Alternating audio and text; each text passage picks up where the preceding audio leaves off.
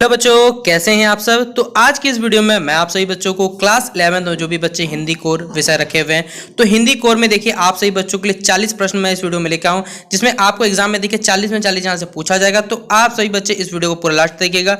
Video पसंद आता तो वीडियो को लाइक कर दीजिएगा, चैनल पर न्यू आया तो चैनल सब्सक्राइब करिएगा, साथ में बेल आइकन पर क्लिक कर लीजिएगा, ताकि इसी प्रकार देखिए हर वीडियो का नोटिफिकेशन आपको हमारे चैनल का मिलता रहे। तो चलिए वीडियो को शुरू करते हैं। वीडियो पसंद आया तो जितना हो सके व्हाट्सएप पे जहाँ भी जुड़े अपने दोस्तों के साथ इस वीडियो को जितना हो सके शेयर जरूर कर दीजिएगा। तो पहला सवाल आपसे पूछा पहला है खंड क में अपठित बोध है, जिसमें देखिए इस बार आपको एक पद्यांश पूछा हुआ है और प्रश्न संख्या 1 से लेकर 4 तक आपको कुछ सवाल पूछेगा, जिनका उपचार देना है कि तरुणाई है नाम सिंधु की, उठती लहरों के गर्जन का, चट्टानों से टक्कर लेना लक्ष्य बने जिनके जीवन का, विफल प्रयासों में भी टूना वेग भुजाओं से भर जाता, जोड़ा करता जिनकी गति से नव उत्तर निरंतर भाता।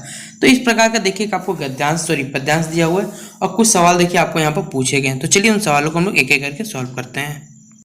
तो पहला सवाल देखिए आपसे पूछा हुआ है कि यौवन की तुलना यहाँ पर किससे की गई है। झरने से की गई है, पर्वत के शिखर से की गई, नदियों से की गई या फिर पेड़ों से की गई है। तो यहाँ पर देखिए जो तुलना है यौवन का वो किससे किया गया ये हमें बताना। तो अगर आपने पूरा कह सकते हैं पद्यांश को पढ़ा होगा तो आप आराम से जवाब दे सकते हैं कि यहाँ पर यौवन की तुलना जो है वो किससे की गई है। तो नदियों से देखिए यहाँ पर की गई है। तो ऑप्शन नंबर क्या हो जाएगा बच्चों, इसका सी नंबर इसका सही जवाब आप लोग टिक कर लीजिएगा, ऑप्शन नंबर सी। ठीक है, अगला सवाल आपसे पूछा हुआ है कि यौवन की सार्थकता तब तक मानी जाती है जब वो कठिनाइयों से हार ना माने, संघर्ष करते रहे, उन्नति के पथ पर अग्रसर रहे, या उपयुक्त सभी कथन यहाँ पर देखिए सही है। तो यौवन की सार्थकता मतलब यौवन का मान तब तक रहता है जब हम लोग कठिनाइयों से हार ना माने, जीवन में संघर्ष करते रहे, उन्नति के पथ पर हमेशा अग्रसर रहे। ये तीनों ही कथन देखिए सत्य है, इसलिए ऑप्शन नंबर डी क्या हो जाएगा, इसका सही उत्तर हो जाएगा। फिर अगला सवाल है देखिए हमारे पास, कविता के अनुसार देखिए यौवन क्या होता है। चट्टानों से टक्कर लेना होता है, या फिर ऑप्शन नंबर बी है हमारे पास नव उत्साह से नाता जोड़ना होता है, या फिर विफल प्रयासों में दोगुना वेग हमें भुजाओं में भरना होता है, या फिर ऑप्शन नंबर डी ये सारे के सारे कथन सही है। तो देखिए यौवन मतलब ही होता है, देखिए यहाँ पर जो ऑप्शन बोला गया सब के सब सही है, इसलिए ऑप्शन नंबर डी क्या हो जाएगा, यहाँ पर सही उत्तर हो जाएगा। अगला सवाल है हमारे पास अगला सवाल देखिए हमारे पास क्वेश्चन नंबर 4 में कि काव्यांश के अनुसार नवयुवक में क्या गुण होने चाहिए ये हमें बताना है। तो नवयुवक में देखिए इस काव्यांश के अनुसार आत्मदृढ़ होना ही चाहिए, सहनशीलता भी होनी चाहिए, उत्साह भी होना ही चाहिए। ऑप्शन नंबर डी क्या होगा, तो सभी कथन देखिए सही है। अगला सवाल देखिए इस बार एक गद्यांश पूछा हुआ है कि परिश्रम को सफलता की कुंजी माना गया। जीवन में सफलता पुरुष से ही पुरुषार्थ से यथार्थ प्राप्त होती है। कहाँ भी हो जहाँ भी हो उद्योगी पुरुष लक्ष्मी का वर्णन करते हैं। जो भाग्यवादी उन्हें कुछ नहीं मिलता, वे हाथ पर हाथ धरे रह जाते हैं। अवसर उनके सामने से निकल जाता है, भाग्य का कठिन परिश्रम में दूसरा नाम है। प्रकृति को देखिए इस प्रकार से देखिए कि आपको यहाँ गद्यांश दिया हुआ, कुछ सवाल आपको यहाँ निहित करके पूछे गए कि किसको जीवन में देखिए कुछ नहीं मिलता, जो कर्मवादी होता है या फिर भाग्यवादी या फिर दृढ़ संकल्प या पुरुषार्थ। तो किसे नहीं मिलता जीवन में कुछ भी, तो पुरुषार्थ को नहीं मिलता। ऑप्शन नंबर पूरा बच्चों ऑप्शन नंबर बी भाग्यवादी को क्या नहीं मिलता, जो भाग्य पे विश्वास करता है उसे कुछ प्राप्त नहीं होता। अगला सवाल है, विश्व में देखिए जो देश आगे बढ़ रहे हैं उनकी सफलता का एकमात्र रहस्य देखिए वो सब देश कठिन परिश्रम से आगे बढ़ते आ रहे हैं। तो ऑप्शन नंबर बी क्या हो जाएगा, इसका सही ऑप्शन हो जाएगा। अगला सवाल है, भाग्य का दूसरा नाम। देखिए भाग्य का दूसरा मतलब होता है कि हमें भाग्य पे भरोसा नहीं करना है, भाग्य के साथ साथ हमें अपने कर्मों पे भी यहाँ पर ध्यान देना चाहिए। तो भाग्य का भरोसा दूसरा नाम क्या हो सकता है, कठिन परिश्रम। ऑप्शन नंबर क्या हो जाएगा, बी इसका सही उत्तर आप लोग टिक करिएगा। अगला इस गद्यांश का देखिए उपयुक्त शीर्षक तो क्या होगा बताइए, आप खुद बताइए, परिश्रम से जुड़ा हुआ है ना, तो ऑप्शन नंबर क्या हो जाएगा, परिश्रम इसका राइट आंसर हो जाएगा। फिर देखिए अभिव्यक्ति और माध्यम से कुछ सवाल आपको पूछेगा कि आलेख एक विधा है, ये किस प्रकार की एक विधा है। आपको 4 ऑप्शन दिए, गद्य लेखन, लघु कथा, नाटक या उपन्यास की। तो किस प्रकार का देखिए लेखन है, तो इसका राइट आंसर क्या हो जाएगा बच्चों, हमारे पास ऑप्शन नंबर 1 गद्य लेखन का टाइप है ये। अगला है जनसंख्या श्रव्य, देखिए सुनने वाला माध्यम बताना है, कौन सा हो जाएगा, दूरदर्शन नहीं, समाचार पत्र नहीं, पत्रिका नहीं, सुनते क्या है, रेडियो सुनते ना, तो ऑप्शन नंबर क्या होगा, सी इसका सही उत्तर हो जाएगा। अगला है फीचर के लिए देखिए कौन सा शब्द प्रयोग होता है, हिंदी में बताना, फीचर को हिंदी में क्या कहा जाता है। तो याद रखिए फीचर हिंदी में क्या कहते हैं, रूपक कहते हैं। तो ऑप्शन नंबर ए क्या हो जाएगा, इसका सही जवाब हो जाएगा। अगला सवाल देखिए आपसे पूछा हुआ यहाँ पर कि प्रतिवेदन अंग्रेजी के किस शब्द मतलब प्रतिवेदन को इंग्लिश में देखिए क्या कहा जाता है, तो इसे इंग्लिश में कहा जाता है रिपोर्ट। तो ऑप्शन नंबर क्या हो जाएगा, सी इसका सही उत्तर होगा। फिर समाचार पत्र है वो किस प्रकार का देखिए जनसंचार का माध्यम है, तो ये छपने वाला हो गया, तो इसे आप कह सकते हैं प्रिंट माध्यम का ये उदाहरण होता है। तो ऑप्शन नंबर खुद सोच ले क्या हो जाएगा, बी इसका राइट आंसर हो जाएगा। अगला सवाल है, उल्टा पिरामिड शैली का प्रयोग निम्नलिखित से किस लेखन में करते हैं हम लोग? पत्र लेखन में, समाचार वाचन में, निबंध लेखन में या फिर समाचार लेखन में? किस में करते थे कि हम लोग उल्टा पिरामिड शैली का यूज? तो ये करते हैं हम लोग समाचार लेखन। ऑप्शन नंबर डी क्या हो जाएगा इसका सही उत्तर। फिर हिंदी में देखिए जो सबसे पहला न्यूज़पेपर छपा था समाचार पर, उसका नाम क्या था? याद रखिए उद्दंड मार्तंड। ऑप्शन नंबर क्या हो जाएगा? बी इसका सही उत्तर हो जाएगा। अगला सवाल है समाचार पत्र में कितने प्रकार के ककारों या प्रकारों का वर्णन किया जाता है? 1, 2, 4 या 6? तो इसका सही उत्तर क्या हो जाएगा बच्चों? हमारे पास 6 प्रकार के हम लोग ककार यूज करते हैं, तो ऑप्शन नंबर डी क्या होगा सही जवाब। अगला है संचार का सबसे नवीन और लोकप्रिय माध्यम हम लोग जानते हैं इंटरनेट वर्तमान का, तो ऑप्शन नंबर क्या होगा? सी इसका सही उत्तर हो जाएगा।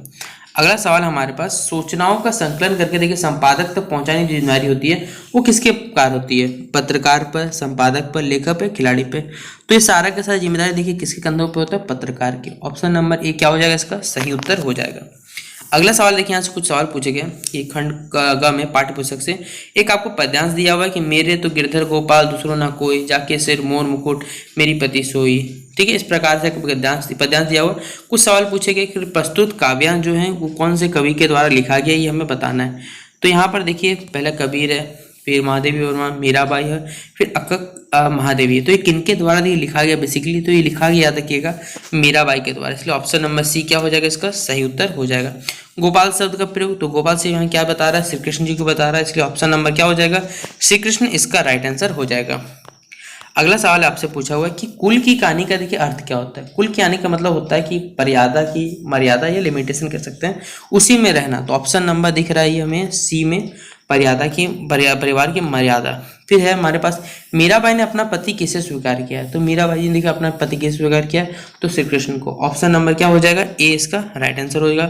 फिर कवि ने देखिए किसका खंडन किया है? बाह्याडंबर और रूढ़िवाद का, शासन पक्ष का, या फिर हमारे पास ऑप्शन नंबर सी मानवीय संवेदनाओं का, या फिर इनमें से कोई भी कथन सत्य नहीं है। तो इसका राइट आंसर क्या हो जाएगा बच्चों? हमारे पास बाह्याडंबर और रूढ़िवाद का उन्होंने खंडन किया, तो ऑप्शन नंबर क्या होगा? ए इसका सही जवाब हो जाएगा। अगला सवाल है कबीर की भाषा देखिए हमें बतानी है, तो कबीर जी की भाषा क्या है? अवधी भाषा। ऑप्शन नंबर क्या होगा? ए इसका सही उत्तर हो जाएगा। अगला सवाल देखिए पूछा हुआ है कि मीरा को विष का प्याला किसने भेजा था? तो हम लोग जानते हैं मीरा जी को विष का प्याला किसने भेजा था? राणा ने। ऑप्शन नंबर ए क्या हो जाएगा इसका सही उत्तर हो जाएगा। फिर वे आंखें कविता में देखिए किनका चित्रण नहीं किया गया? तो इस कहानी में पिता की मृत्यु का देखिए चित्रण नहीं हुआ था, इसलिए ऑप्शन नंबर क्या होगा? सी इसका सही उत्तर हो जाएगा। अगला है रो पढ़ेंगे होंगे बराबर पांचवे का नाम लेकर इस पंक्ति में किसको रो पढ़ने का देखिए उल्लेख किया गया, ये हमें बताना है। तो इस पंक्ति किसका उल्लेख है? तो पिता का। ऑप्शन नंबर क्या हो जाएगा? बी इसका सही उत्तर होगा। फिर एक अगला हमारे पास क्या है?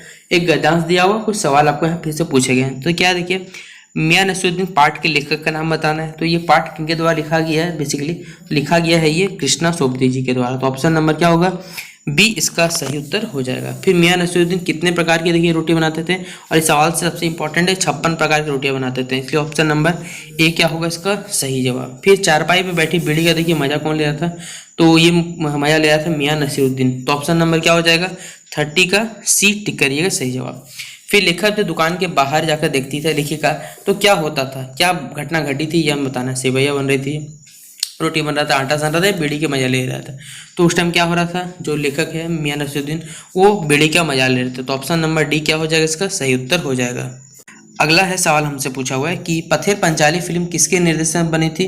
तो याद रखिएगा ये सत्यजीत रॉय के केस में इनके डायरेक्शन में बनी थी, निर्देशन में बनी थी। अगला हमारे पास लेखक सत्यजीत रॉय किस विभाग में काम करते थे? तो ये हमें पता है कि वो विज्ञापन कंपनी में काम करते थे, इसलिए ऑप्शन नंबर क्या हो जाएगा? बी इसका सही उत्तर हो जाएगा। मियां ने देखिए पढ़ाई के कितने तरीके बताएं, ये हमसे पूछा गया है, तो कितने 2 तरीके बताए थे बेसिकली, तो ऑप्शन नंबर ए क्या होगा सही जवाब। मियां नसीरुद्दीन किस विधा की रचना है? बताइए किस प्रकार रिपोर्ट है, संस्मरण, जीवनी, आत्मकथा है, तो ये किस प्रकार रचना है ये बताना है, तो सही उत्तर क्या हो जाएगा? ये एक जीवनी है, तो ऑप्शन नंबर सी क्या होगा इसका सही जवाब। फिर अगला है नमक का दारोगा कहानी से देखिए हमें क्या संदेश मिलता है ये बताना है। तो इस चैप्टर देखिए हमें ये समझना है कि हमें निर्भय होकर अपना काम करना चाहिए, फिर कर्तव्य को पालन करना चाहिए, और ये हमारे पास ऑप्शन नंबर ए निर्भय होकर कर्तव्य पालन करना राइट आंसर होगा। फिर अगला है राजस्थान की रजत बूंदी के जो रचनाकार है उनके नाम क्या है? तो आप भली बातें जानते हैं इनके रचनाकार का नाम क्या होगा? ऑप्शन नंबर ए रजत बोलो अनुपम मिश्र इसका क्या हो जाएगा राइट आंसर। फिर पालर पानी किसे कहा जाता है? याद रखिएगा ये पालर पानी किसे कहा जाता है? तो बरसात से मिल रहे जो पानी बूंदे उन्हें कहते हैं पालर पानी। तो ऑप्शन नंबर बी क्या हो जाएगा इसका सही जवाब हो जाएगा। फिर अगला है कुएं की चिनाई करने के लिए देखिए किस घास का हम लोग उपयोग करते हैं बताना है। तो यहाँ पर हम लोग खीप घास होती है एक प्रकार की, उसको हम लोग यूज करते हैं सफाई के लिए। तो ऑप्शन नंबर ए सही जवाब। फिर अगला है कुएं की चिनाई मतलब वही साफ करने के क्या कहलाता है, मजदूर, मिस्त्री, चिलबांजी या फिर छेजा। तो ये क्या कहलाता है बता, तो ये कहलाता है देखिए चिलबांजी, इसलिए ऑप्शन नंबर सी क्या हो जाएगा सही उत्तर हो जाएगा। और इसी प्रकार देखिए हमारा कंप्लीट होता है 40 क्वेश्चन का एमसीक्यू सीरीज। आशा करूंगा कि आपको ये वीडियो पसंद आया होगा। वीडियो दिल से पसंद आया तो वीडियो को शेयर कर दिया दोस्तों के साथ। और इससे पहले देखिए बहुत से वीडियो अपलोडेड चैनल पे, तो जाइए देख के अपने प्रॉपर नोट बनाइए और 40 में 40 नंबर पाने का मौका पाएं। तो चलिए मिलते हैं नेक्स्ट वीडियो पे, तब तक के लिए जय हिंद जय भारत।